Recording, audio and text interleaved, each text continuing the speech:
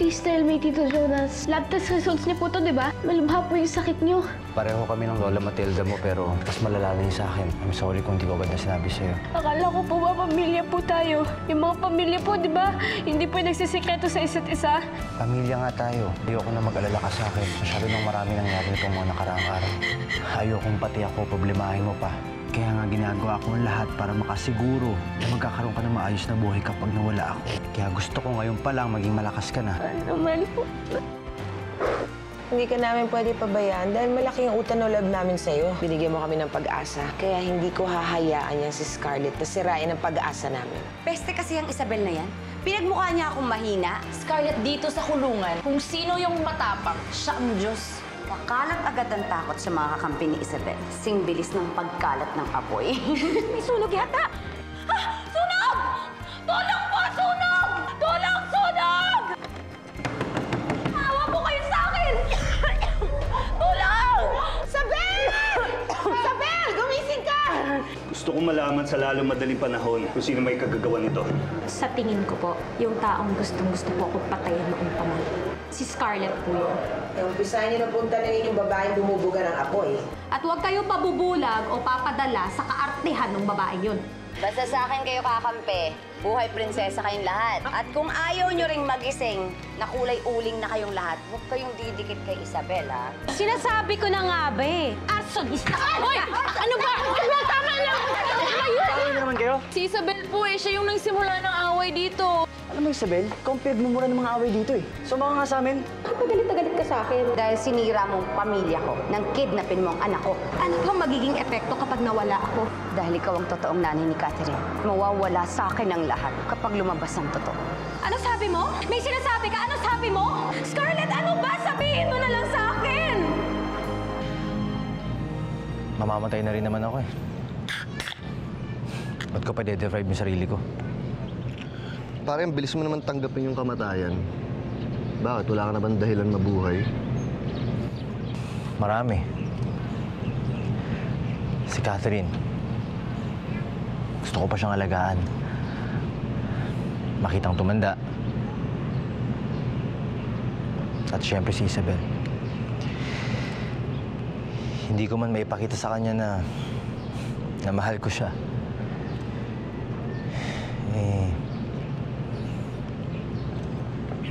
Magawa ko man ng lahat para makabawi sa kanya. Gusto ko siyang tulungan na makalabas dun sa kulungan. Pero may oras pa ba akong gawin yun? Meron pare. Basta huwag ka mawawala ng pag-asa.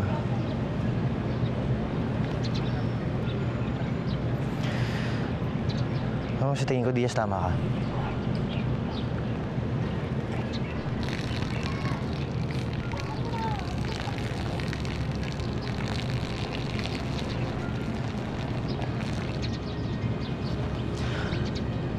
Bilang na nga lang siguro yung mga oras ko, pero may pagkakataon pa ako para makabawi kay Isabel.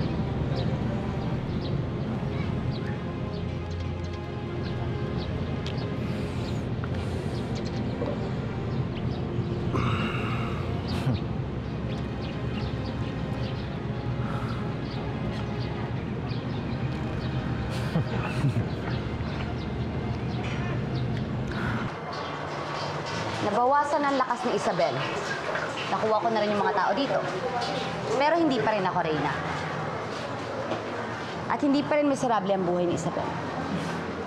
Kaya nga, Scarlett, kailangan mong maging mayora. Di ba? Oo yan.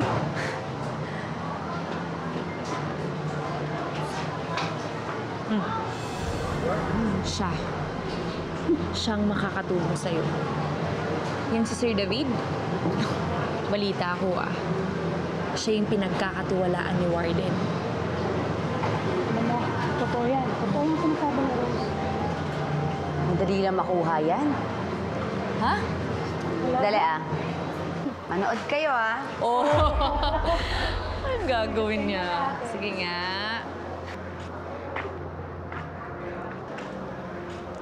Sir Pogi, salamat nga pala sa pagtatanggal mo sa akin kanina, ha?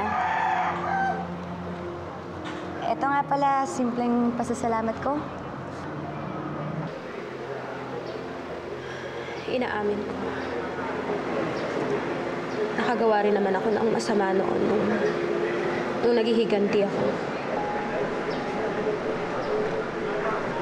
Pero hindi ko alam kung saan nanggagaling ang sukdulan na pagkamuhi sa akin ni Scarlett.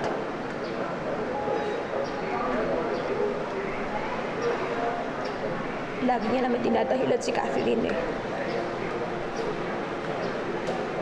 Pero hindi ko naman inaago si Catherine.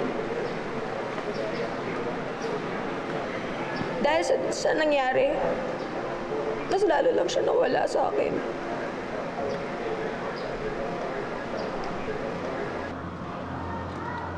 Ginagawa ko rin yung trabaho ko. Ayaw mo ng pera?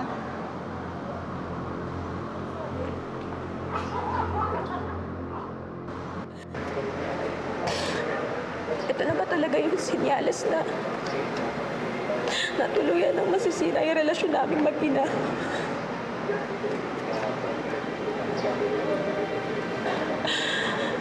Alam niyo, kung hindi ako makalabas dito,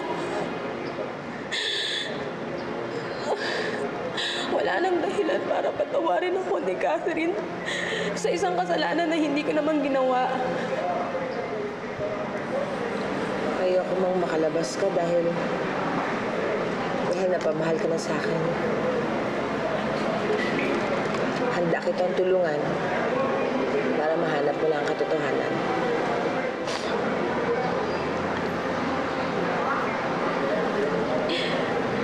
Salamat, Mayora. Pero isa lang ang nagtatago ng katotohanan. Si Scarlett yun. Papaaminin ko siya.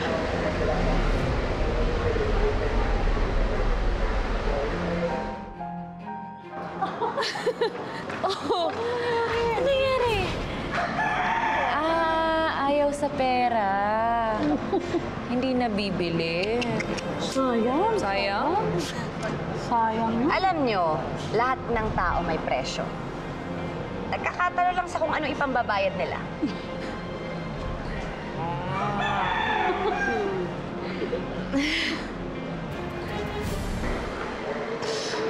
Kukunin ko ang susi kay Scarlett sa mga rehas na to. At tatalupang ko naman yung babaeng yan para makita na natin mga tinatago niyang sekreto.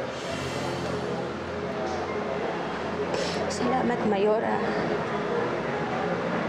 Pero hanggat kaya ko, hindi ko idadaan sa dahas. Yun yung paraan ko.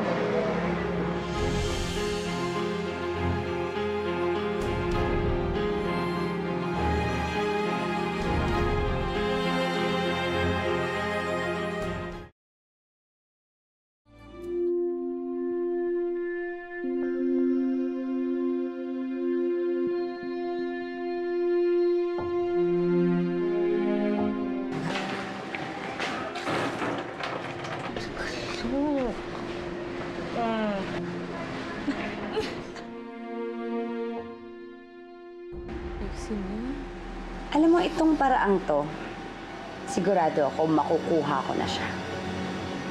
Dahil dyan ko din kinuha ang asawa ko. Teka. Alam ko yung mga tingin mong yan, ha? Pero sige, galingan mo dyan, ha? Kasi pag ikaw nagtagumpay, ikaw na magiging magmasiga dito. Sige na. Teka lang, dalhin ko muna. Sige na, dalhin mo na. Hulitaan mo ko, ha? Sige na, umalis ka na.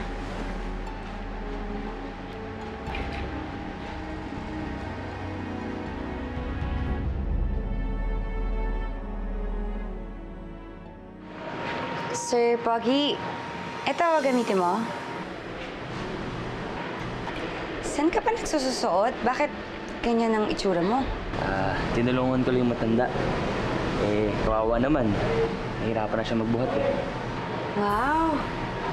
Gwapo na, mabait pa. At ang ganda pa ng katawan. Salamat. Ang swerte naman ng girlfriend mo. Wala akong girlfriend. Pwede ba ako mag-apply? Tito, Oh, Catherine. Ano to? ayan, nagdala po pala ako ng lunch po para sa inyo. Healthy po lahat yan. Catherine, dapat hindi mo na ginawa yan. Ako nga itong dapat nag-aalaga sa kaisa-isa kong pamangkin eh. Tito Jonas, you've been taking care of me for so long. Ako naman po. Basta, promise niyo po papagaling po kayo, tsaka lalabanan niyo po yung sakit niyo. Promise. Pero tito, hindi po ba dapat malaman po ni Mami na may sakit po kayo?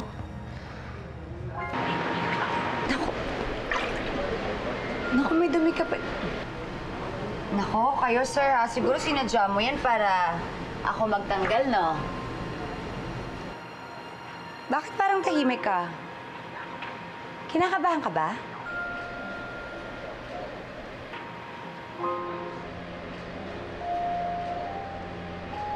Naku, kinakabahan ka nga. Pero huwag ka mag-alala. Kasi sir, hindi naman ako nangangagat eh. Pero kung gusto mo, pwede rin. Catherine, magulo ang isip ng mami mo dahil sa sitwasyon niya. Ayoko nang dagdagan pa yun. Pero dito, I'm sure gusto niya pong malaman. Catherine, wag na. Kita mo nga ikaw sobrang nag-aalala ka na sa akin. Ayokong pati mami mo mag-alala pa sa akin. Sana po, no? Makalaya na po si Mami. Para kaming dalawa na po yung makakapag-alaga sa inyo. Sa gwapo mong yan, basta dapat mabait ka lang sa akin. Huwag kang mag-alala. Kasi marunong ako magtago ng sekreto. Sir,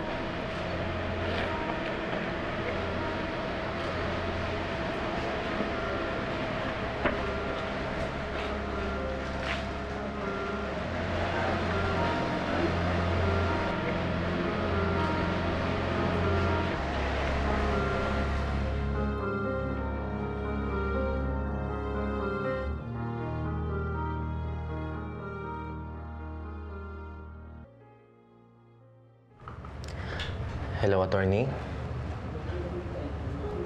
Ex parte decision. So ako na ho yung maging administrator ni Catherine. Salamat po. Sige.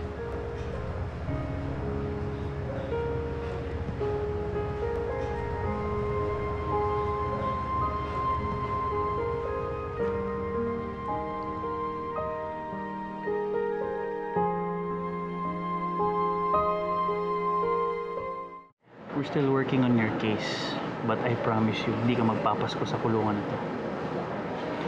Siya nga pala. Yung pinadadala mo sa akin.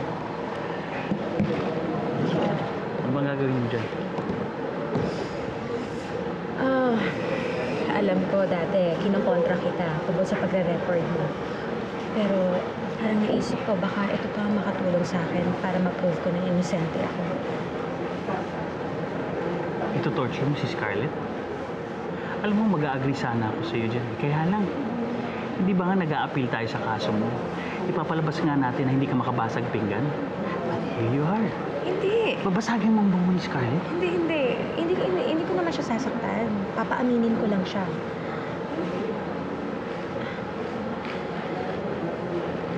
Gusto ko lang sanang lumabas dito ng inosente rin dahil pumasok akong inosente. Sana si Catherine maniwala pa sa akin. Hindi pa huli ang lahat. Ay, you know what?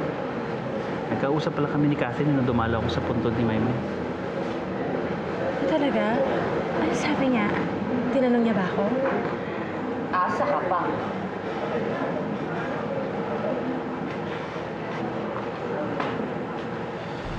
Don't get your hopes too high, ah.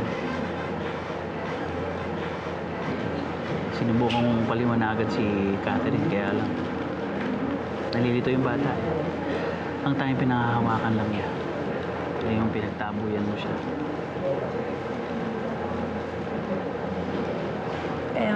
makalabas ako dito eh. Para malinis ko ang pangalan ko. Maitama ko ang lahat.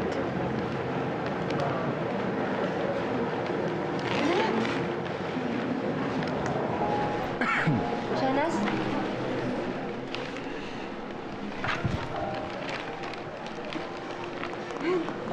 Ba't ganyan tsura mo? Mas ba pakiramdam mo? Okay ka lang? May sakit ka ba? Benedict. Tumingin ako sa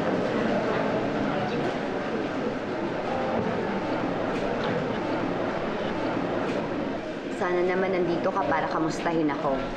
Hindi para sa guardianship na yan. Catherine, total, nakapag-hi ka na naman sa mami mo, di ba? May pag-uusapan na kami importante. Kung pwede sa kotse ko naman. Sige po.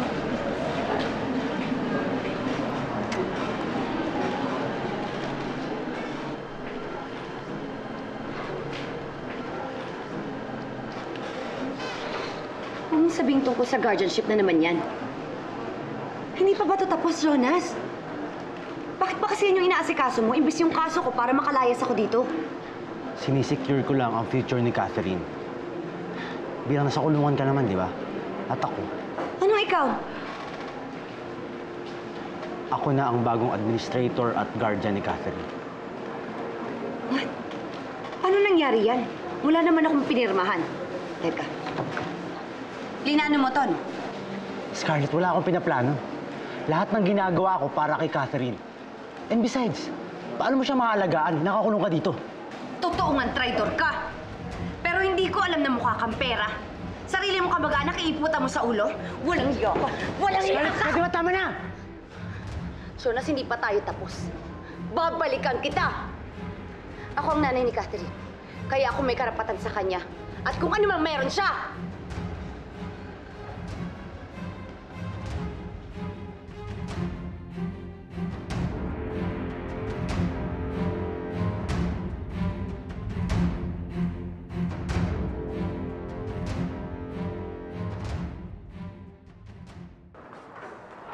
Alam mo, ang bilis ng karma, no? Yung inaasam-asam mong pera, yun yung dahilan kaya ka nagpakasal kay Javier. Tapos, desperada kang magkaanak na wala naman sa'yo. Alam mo, umpisa pa lang yan. Dahil sa dami mong kasalanan, kapag umatake ang karma, baka pati kuto tanggihan ka. At basurahan, ayawan ka. Pwede tantanan mo ako? Mainit yung ulo ko ngayon. Parang nangangamoy nasusunog na plastic. Ah, kaluluwa mo yata yun, nasusunog na sa impyerno. Alam mo, gusto mo bang ma-save? Sabihin mo na lang kasi yung totoo. Di pa ako tapos sa'yo. Babalik ka.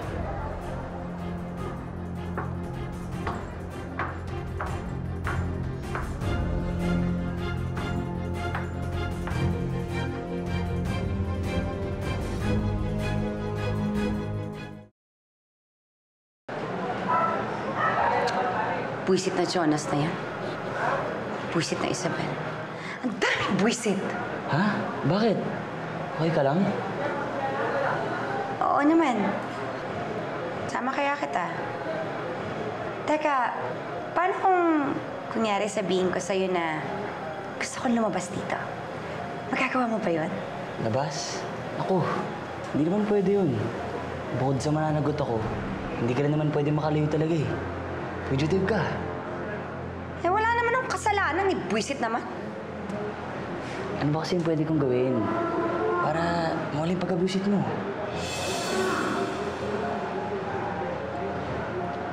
Gawin mo kaya ako, Mayora. Oo, yun na lang. Kahit ano, ibibigay ko sa'yo. Sino bang kailangan kong bayaran dito? Imposible naman yung sinasabi mo eh. May mayora pa kaya sa purok mo.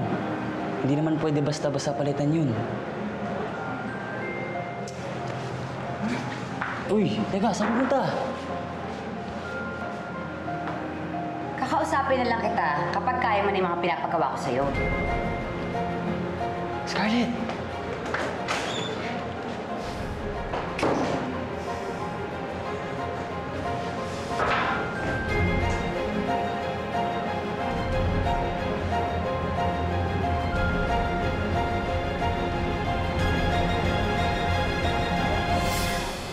Si Doc, saan pumunta? Pasensya na, sir. Nasa OR pa po siya. Ah, okay. Sabagay. Wala namang sense kahit pagmadali ako eh. Alam ko naman yung ending nito. Sana lang maging matatag ako tulad ng Tita Matilda. May sakit din po ba ang tita niyo sa puso? Oo. At si Dr. Aleta rin yung doktor niya. Actually, close sila. Palakaibigan yung Tita Matilda ko eh. Pero pili lang yung pinagkakatiwalaan niya. Isa doon si Dr. Aleta. Kamusta na po yung tita niyo? Wala na siya. Sorry po.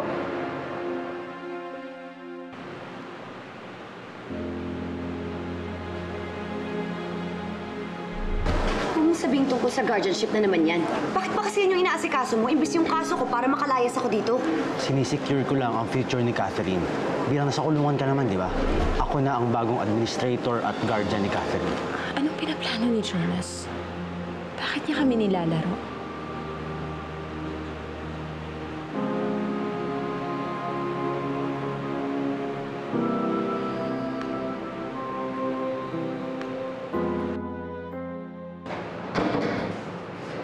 Jonas. Doc. Sorry, I'm late. Denise, pakikuha nga yung record ng patient. Yes, po. Doc, nahihirapan mo talaga akong humingi. Siguro dahil sa stress? Hindi, Jonas. Isa yan sa mga signs ng sakit mo. But we can always continue your meds. But it's not a guarantee to anything. I can suggest operation. Sibel, sumama ka sa akin at dalhin mo yan. Saan tayo pupunta? Basta sumunod ka na lang sa akin. Tara. Eh, Doc, matagal ho akong bedridden nun. Parang si Tita Matilda. Hindi ho pwede eh. Kailangan ako ni Catherine at ni Isabel. Well, I cannot force you. Pero mas nilalagay mo ang buhay mo sa peligro.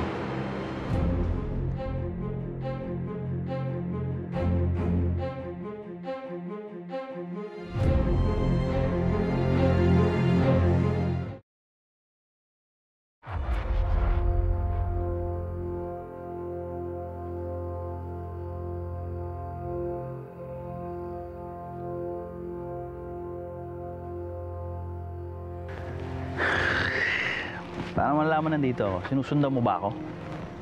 Hindi na importante yun. Hindi ako pumunta dito para makipag-away. Gusto ko lang magpasalamat sa'yo sa paghatid mo kay Catherine isang araw. Wala akong panahon sa'yo. Benedict, kapag nawala ako, ikaw lang bahala kay Catherine, ha? Wala na si Isabel, pati si Scarlett. Nakikiusap ako. Huwag mong pababayaan si Catherine. Ano itong draman to, ha? Una, makakalaya na si Isabel.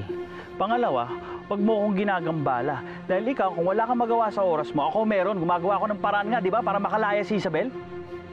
Pwede ba? Tantanan mo na ako. Paano kung di siya makalabas? Ginawa na natin lahat, di ba? Pero wala pa rin nangyari. Tarantado ka. Baka nakakalimutan mo, isa ka sa dahilan kung bakit siya nakakulong. At ako rin yung dahilan kung bakit buhay pa siya. At ako magiging dahilan kung bakit ka mamamatay.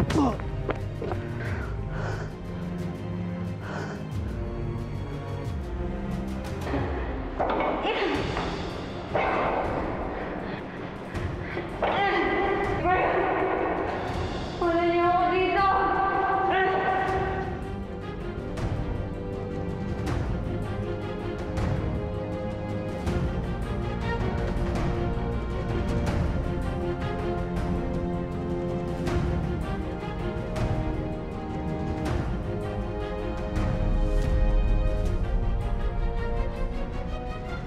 Sa tingin mo ano mangyayari sa pagre-record mong yan? Walang ina na nagbabantay ni Catherine ngayon dahil dalawa tayong nakakulong. Alam mong wala akong kasalanan. Kaya aminin mo na lang kasi yung kasalanan mo. Bakit may pasapos siya sa mukha? Tito, saan pong nangyari? Hindi na po ba kayo naawa? Bakit ako maawa sa taong sumira ng buhay ni Isa? Hindi niyo po ba alam na may... Catherine. I'm sorry, Catherine. Pero hindi si Scarlett yung tama kong sabihan. Kapag nawala ako, isang tao lang ang bumamahal kay Catherine na mas higit pa sa buhay niya. Pero paano kung nakakulong pa rin siya? Jonas, di ba kailangan ni Isabel ma-acquit para mapunta sa kanya yung guardianship ni Catherine? Eh, nakita na namin yung suspect na, pumatay kay Pinini.